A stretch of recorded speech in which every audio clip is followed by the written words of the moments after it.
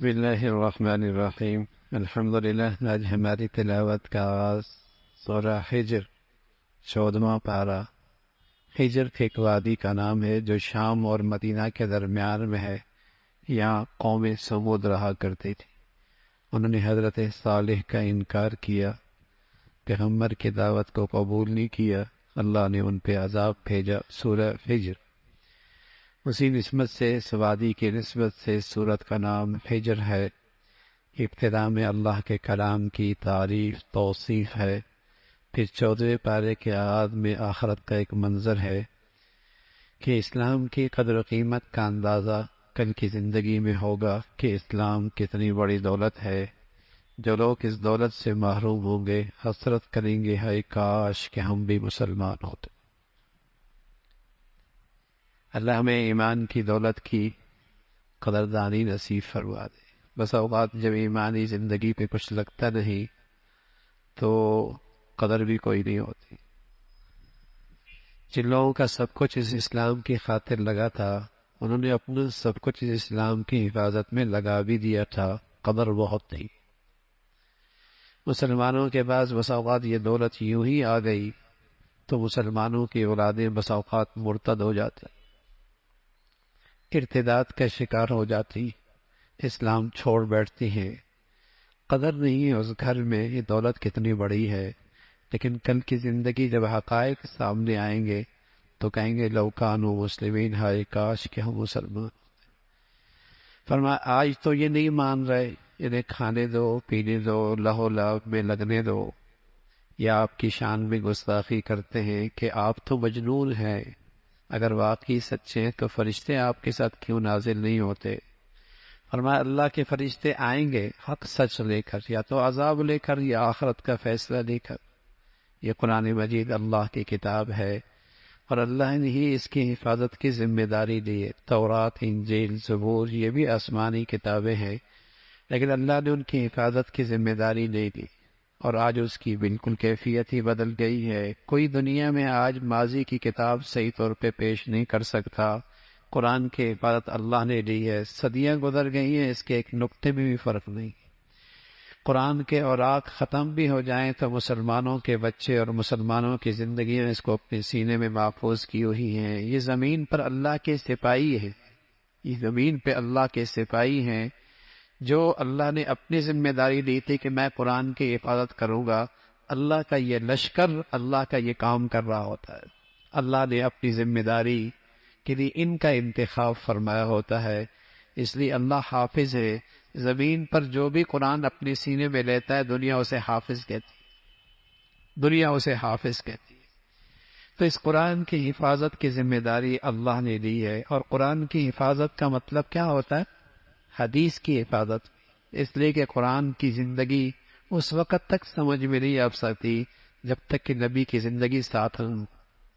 زندگی عربی سے تعلق نہیں ہے کہ چند تھوڑی سی عربی آ جائے تو قرآن سمجھ میں آ جائے، ایسا نہیں ہے۔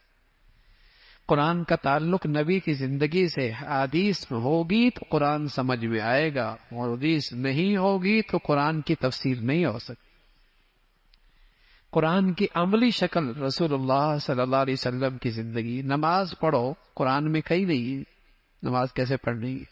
نبی نے اپنی زندگی میں بتایا کہ فجر میں 4 رکعتیں ہوتی ہیں، عصر میں 8 رکعتیں ہوتی ہیں، مغرب میں 7 ہوتی ہیں، عشاء میں 17 ہوتی ہیں۔ یہ سارے اللہ کے نبی نے بتائی ہے، قرآن میں تو نہیں ہے۔ تو حدیث بھی محفوظ ہے۔ ایسا نہیں ہو سکتا کہ اللہ میاں کہے کہ ہدایت پہ چلو اور اس کے لیے سامانی موجود رہو، ہدایت پہ چلو اور ہدایت کا سامانی موجود رہو۔ اس لیے مسلمانوں کا ایمان ہے قرآن بھی محفوظ ہے، حدیث بھی قیامت تک ہی محفوظ ہے۔ یہ گمراہی ہے جو مسلمانوں کے دلوں میں ڈالی جاتی ہے کہ حدیث تو بعد میں اکٹھی کی گئی ہے اور حدیث تو غیر محفوظ ہے۔ یہ در حقیقت مسلمانوں کو دین سے دور کرنے اور دین کے بارے میں شک میں مبتلا کرنے کی ایک عالمی سازش ہے۔ تو قرآن کی حفاظت بھی اللہ نے دی، حدیث کی ذمہ داری بھی اللہ نے دی۔ پھر اللہ رب العزت نے بتایا کہ اللہ کی قدرت، یہ کہا کرتے تھے کہ آسمان پر ہم جائیں اور کوئی دیکھیں کہ واقعی اللہ کا پیغام ہے یا نہیں۔ فرمایا اگر ان کو آسمان کے دروازے ان کے لیے کھول بھی دیں تو یہ کہیں گے ہم پہ کوئی جادو ہو گیا ہے، آپ علیہ الصلوۃ والسلام نے ہم پہ جادو کر دیا، یہ تو پھر بھی نہیں مانے گی۔ پھر انسان کی تخلیق کا تذکرہ ہے، ایک آواز دینے والے مٹی سے اللہ نے ایک شخصیت پیدا کر دی، بے جان مٹی اور آدم کی پیدائش، بے جان مٹی اور آدم کی زندگی، اور حضرت آدم کی شخصیت میں کیا کچھ اللہ نے کمالات رکھی ہیں، کیا صلاحیت رکھی ہے، کیا کیفیت رکھی ہے، اور یہ سب بے جان مٹی سے اللہ نے بنا دی ہے۔ اللہ کی قدرت ہے۔ اور آج بھی جو انسان پیدا ہوا ہے، پیدا ہو رہا ہے ماں کی چھاتی سے اور باپ کی پشت کے اس پانی سے، اس کی ساری توانائی اور طاقت مٹی سے، اس کی تمام تر توانائی اور طاقت مٹی سے ہے، غذا ساری کی ساری مٹی سے ہے، انسان کے جسم کی ساری ضروریات مٹی سے ہے، اس کی دوا ہو یا غذا ہو مٹی سے تو ہے، اور اس سے اللہ رب العزت انسان بناتا ہے اور اس میں غیر معمولی صلاحیتیں رکھتا ہے۔ تو اللہ کی قدرت ہے، پھر اسے اللہ نے مسجود ملائکہ بنایا، شیطان نے انکار کیا، راندہ درگاہ ہوا، اس نے اعلان کیا کہ میں انسانوں کو گمراہ کروں گا۔ اللہ کریم نے فرمایا میرے مخلص بندوں پر تجھ کا تیرا اثر نہیں ہوگا، میرے مخلص بندوں پہ تو اثر نہیں ہوگا۔ پھر فرمایا تیری ماننے والے ہوں گے تو جہنم بھی ہے، اور جہنم کے ساتھ دروازے ہیں، اور ہر ایک گروہ جیسے بدعمالی ہوگی اس نسبت سے وہ جہنم کے اس دروازے سے داخل ہوگا، جنت بھی ہوگی اللہ کے فرما برداروں کے لیے، اور وہ جنت میں صاف دل کے ساتھ ایمان والے داخل ہوں گے، کسی کے دل میں کسی کے لیے کھوٹ کینہ حسد نہیں، بلکہ صاف ستھرے دل کے ساتھ اللہ جنت میں داخل فرمائیں گے۔ پھر حضرت ابراہیم علیہ الصلوۃ والسلام کے پاس مہمانوں کا آنا اور آپ کا اکرام کرنا، اور ان کا یہ بتانا کہ اللہ آپ کو بیٹا دیں گے، پوتا بھی دیں گے، اور پھر آپ کی بیوی کا حیرت سے ہاتھوں کا سر پہ مارنا۔ حضرت ابراہیم علیہ الصلوۃ والسلام ہم اللہ کی رحمت سے مایوس نہیں ہیں، ہمیں یقین ہے کہ اللہ کی رحمت یہ کر سکتی ہے، قدرت کر سکتی ہے، لیکن ہم تو یہ پوچھنا چاہتے ہیں کہ ہم کیا جوان ہو جائیں گے یا اسی بڑھاپے میں ہماری اولاد ہوگی؟ فرمایا ہاں اسی بڑھاپے میں اللہ اولاد دے دیں گے۔ پھر اللہ رب العزت نے ان فرشتوں کا تذکرہ فرمایا جو حضرت لوط کے پاس آئے، اور فرمایا راتوں رات آپ یہاں سے نکلیں، آپ کی قوم نے وہ گندگی کی اس زمین پر، اللہ اس زمین کو ان کی گندگی سے پاک کرنا چاہتا اور انہیں نیست و نابود کرنا چاہتا ہے۔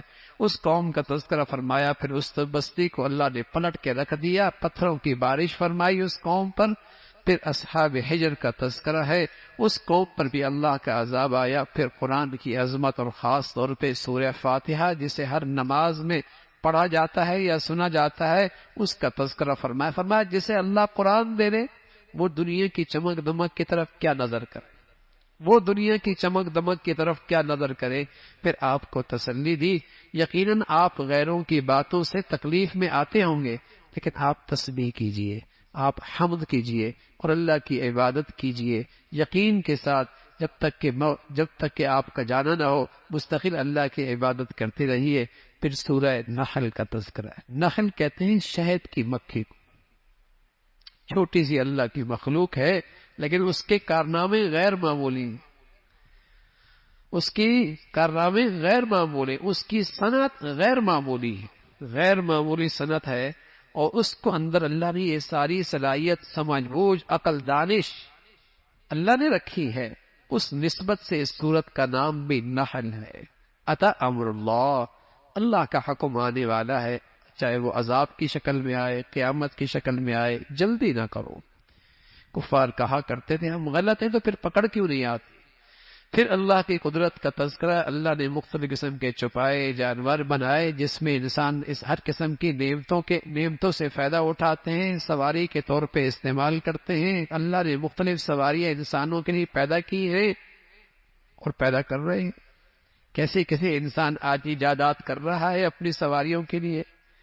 زمین و آسمان کی یہ تسخیر اللہ نے کی ہے اور اسی کی یہ قدرت ہے۔ اللہ کی کتنی نعمتیں ہیں، گن گن کے تھک جاؤ گے، اللہ کی نعمتیں گنی گن سکتے، اللہ کی نعمتیں نہیں شمار کر سکتے۔ اس کا تذکرہ فرمایا اللہ کی بڑائی، الہ معبود اکیلا وہی ذات ہے، حاجت روا مشکل کشا اکیلی وہی ذات ہے، اس کا تذکرہ فرمایا۔ پھر اللہ کی بڑائی، اللہ کا تذکرہ ہے، اور فرمایا جو اللہ کے راستے میں نکلتے ہیں ہجرت کرتے ہیں اللہ کے ہاں ان کے لیے اس کا بہترین اجر ہے، اس کا تذکرہ۔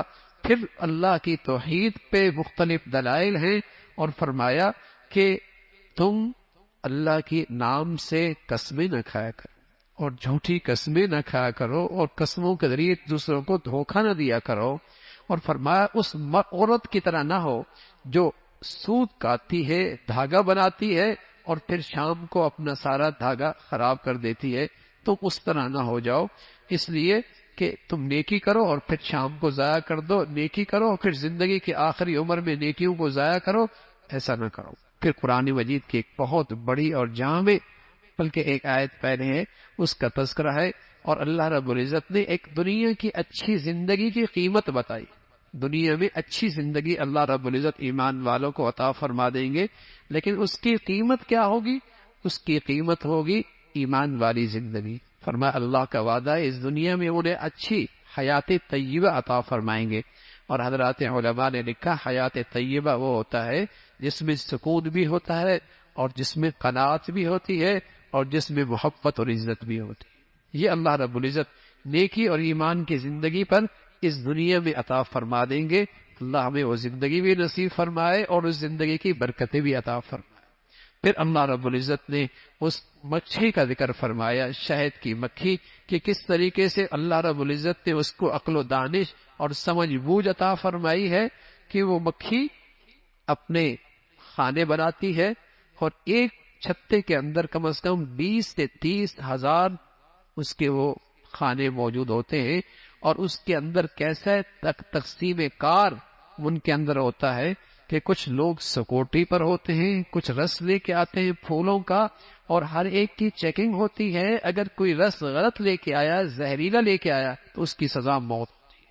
پھر اس میں ایک ملکہ ہوتی ہے جس کا کام ہی بچے جننا ہوتا ہے، اس کے لیے وہ خانے الگ ہوتے ہیں۔ یہ پورا نظام ہے۔ پھر دور دراز سے جب وہ سفر کر کے آتی ہے تو نہ اپنا راستہ بھولتی ہے، نہ وہ بھٹکتی ہے، اپنی جگہ پر پہنچ جاتی ہے۔ جہاں ایک مکھی ایک مرتبہ رس نکالنے دوسری وہاں نہیں جاتی، دوسری اس پھول پہ دوبارہ نہیں جاتی۔ یہ اللہ رب العزت نے فرمایا اس کی اس رس میں شفا کس نے رکھی ہے؟ اللہ رب العزت نے رکھی ہے، اس کا تذکرہ فرمایا۔ پھر قرآن مجید کی ایک جامع ترین آیت عبداللہ ابن مسعود فرمایا کرتے تھے رضی اللہ تعالیٰ عنہ، جس کے اندر اللہ نے خیر اور شر دونوں چیزیں جمع فرما دی۔ یہ قرآن کی جامع ترین آیت ہے، اور حضرت عمر ابن عبدالعزیز کے زمانے سے اس آیت کو آپ نے خطباء سے جمعے کے دن پڑھنے کی تلقین فرمائی تھی کہ ہر جمعے کا خطیب اس کی تلاوت کرتا ہے۔ ان اللہ یأمر بالعدل والاحسان وایتاء ذی القربى وینہی عن الفحشاء والمنکر۔ یہ خیر اور شر کی جامع ترین آیت، تین چیزوں کا حکم فرمایا۔ انصاف کرو، اللہ کے حق میں بھی اور مخلوق کے حق میں بھی۔ انصاف سے کام، تمہارا دوست ہے یا دشمن ہے، انصاف کا دامن نہ چھوڑو، ہر حال میں انصاف کرو۔ دوسری بات فرمائی احسان، اچھائی کرو۔ صرف انصاف نہیں، انصاف سے بھی آگے چیز احسان کرو۔ یہ احسان اللہ کے حق میں بھی ہے، مخلوق کے حق میں بھی۔ صرف اللہ کے فرائض نہیں پورے کرنے، اس سے آگے نوافل بھی پڑھنے، آگے کی عبادت بھی کرنی ہے، نفلی عبادات بھی کرنی ہے۔ یہی حال مخلوق کے ساتھ ہے، صرف حق ادا نہیں کرنا، حق سے بڑھ کر آگے بھی دینا ہے، اچھا سلوک بھی کرنا ہے، بہتر کرنا ہے۔ اور ساتھ فرمایا 30 طور پہ، خاص طور پہ اہل قرابت کے ساتھ حسن سلوک کی تلقین ہے، اور تین چیزوں سے روکا۔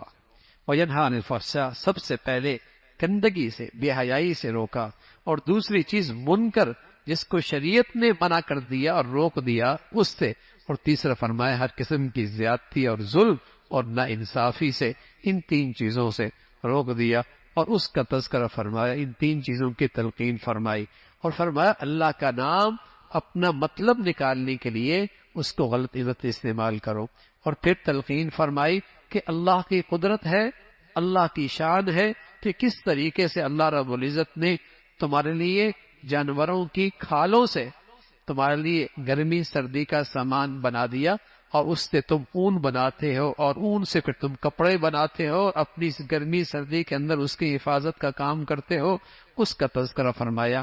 پھر کل قیامت میں انسان اٹھے گا، نیکی اور بدی کا اجر اور ثواب ہوگا، اس کا تذکرہ، اجر نیکی اور بدی کا ثواب اور جزا اور سزا ہوگی، اس کا تذکرہ فرمایا۔ پھر فرمایا پہلے لوگ، اللہ رب العزت نے ایک بستی کی مثال دی، اور بستی کی مثال یہ کہ ایک بستی تھی، بڑے امن کے ساتھ تھی اور بڑے اطمینان کے ساتھ تھی۔ امن کہتے ہیں باہر کا خطرہ کوئی نہیں، اور اطمینان کہتے ہیں اندر کی بے چینی کوئی نہیں۔ ایک بستی تھی، وہاں امن بھی تھا، اطمینان بھی تھا، اور ہر قسم کی معاشی حالات بھی اچھے تھے۔ آسمان کی رحمت کی بارش تھی، زمین کے خزانے بھی موجود تھے، مشرق اور مغرب کے تجارتی سفر بھی بڑے پرامن تھے۔ لیکن پھر کیا ہوا؟ ان بستی والوں نے فکفرت بانعم اللہ، اللہ کی نعمتوں کی ناشکری کی۔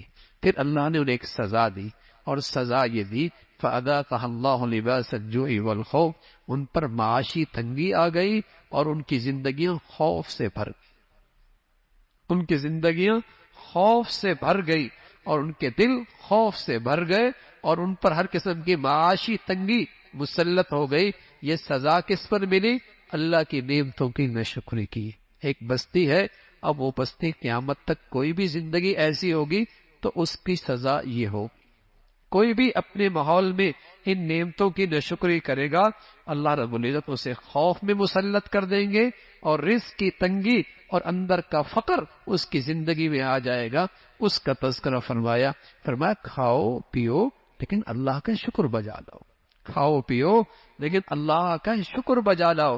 اور شکر کی حقیقت یہ ہے کہ اللہ کی نعمتوں میں اللہ کو ناراض نہ کرو، یہ شکر کی حقیقت ہے۔ اور پھر ساتھ ساتھ ان حرام کردہ چیزوں کا تذکرہ فرمایا جو زمانہ جاہلیت میں انہیں لوگ استعمال کیا کرتے تھے۔ خنزیر کا تذکرہ فرمایا، اور اسی طریقے سے مردار کا تذکرہ فرمایا، غیر اللہ کے نام پہ نظر کا تذکرہ فرمایا، بہنے والے خون کا تذکرہ فرمایا۔ یہ سب چیزیں گندگی ہیں اور حرام ہیں، اس کا تذکرہ فرمایا۔ پھر حضرت ابراہیم علیہ السلام کی عظمت، تعریف، توصیف کا تذکرہ ہے کہ وہ اللہ کا مخلص بندہ تھا اور وہ توحید پرست تھا، یکسو ہو کر اللہ کی بندگی کرنے والے تھے۔ تم بھی اسی کی ملت کی پیروی کرو اور اللہ کی نعمتوں کا شکر بجا لاؤ، اللہ کی نعمتوں کا شکر بجا لاؤ۔ اور پھر تلقین فرمائی جب بھی کسی کو اللہ کا پیغام دینا ہو اور اللہ کی طرف بلانا ہو تو حکمت کے ساتھ، نرمی کے ساتھ، خیر خواہی کے ساتھ، اور کوئی ایسا انداز نہ ہو جس سے بات بحث مباحثے تک پہنچ جائے، جھگڑے تک پہنچ جائے۔ اس سے اپنے آپ کو محتاط رکھو، اچھے انداز سے دوسروں کو بلاؤ۔ اگر تمہاری نیت ٹھیک ہوگی، بات بھی ٹھیک ہوگی، جذبہ بھی ٹھیک ہوگا، اس کا اثر بھی ہوگا۔ بات بھی ٹھیک ہوگی، جذبہ بھی ٹھیک ہوگا، اور طریقہ کار بھی ٹھیک ہوگا، اس کا اثر ہوگا۔ اللہ کے نبی کو یہ بات فرمائی، امت کو پیغام دیا کہ اس حکمت کے ساتھ دوسروں کو اللہ کی بات کرو۔ پھر آپ علیہ السلام کو فرمایا صبر کیجئے، اگرچہ زیادتی کا انتقام لینا جائز ہے لیکن صبر کر لینا زیادہ بہتر ہے۔ ہاں، تقوی اختیار کرو گے، نیکی کی زندگی اختیار کرو گے، اللہ کی مدد اور نصرت تمہارے ساتھ ہو۔ اگر تقوی اختیار کرو گے، نیکی کی زندگی اختیار کرو گے، اللہ کا ساتھ تمہارے ساتھ ہوگا اور اس کی مدد اور نصرت تمہاری زندگی کا سہارا بنے گی۔ اللہ رب العزت عمل کی توفیق نصیب فرمائے۔